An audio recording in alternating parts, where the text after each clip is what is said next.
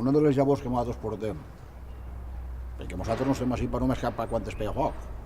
Nosaltres estem tots els caps de setmana, durant tot l'estiu, connectats directament a un centre de coordinació, vigilant la muntanya. En el cotxe que tinguem, 2 voluntaris, 3 voluntaris, segons.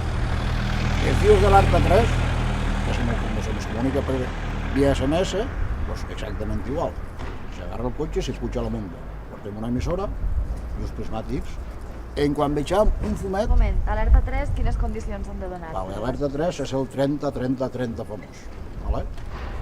30 de calor, 30 de vent i menys de 30 d'humitat. Doncs què passa? Que s'està a la muntanya. Quan se veu un xicotet fum, per xicotet que siga, immediatament se comunica al centre de coordinació de l'Eliana. L'Eliana, al que estigui més prop, envia. Si sóc jo en aquest moment, vaig jo. Llavors jo dic, res, és un que està cremant 4 canyes, no passa res.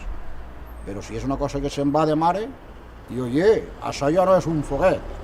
Llavors ja envien a una avioneta, l'avioneta valora, ja comunica al 112, ja venen mitjans aeris i ja no ho tenim.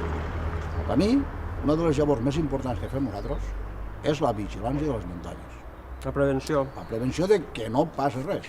Perquè l'única manera de que no se pegui foc és previndre que se pegui. Perquè una volta se pega foc, la gent diu, és que no l'apaguen, és que no l'apaguen. És que no és tan fàcil apagar un foc, perquè la gent no ho ha vist o no ho ha viscut. Jo, que és el que dèiem abans, dins del Romeral, me vaig tindre que ficar dins d'una piscina perquè a mi el fum m'ofegava. I en aquest moment no tenia ningú vehicle per poder eixir d'allí. Fins que vingué la Guàrdia Civil i un cotxe de protecció civil i vaig poder eixir.